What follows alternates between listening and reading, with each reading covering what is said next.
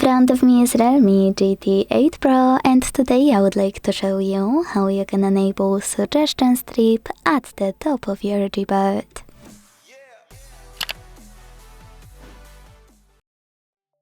If you don't have a Suggestion Strip, all you need to do is go into Settings and scroll all the way down right away to hit System and Update.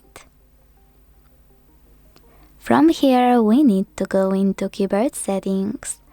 To do that, tap on Input Method, Manage Keyboards, and finally Gboard.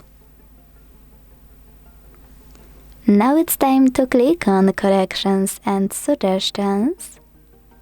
Scroll down and use this switcher next to Suggestion Strip to activate it. When it's blue, go back and check out your keyboard.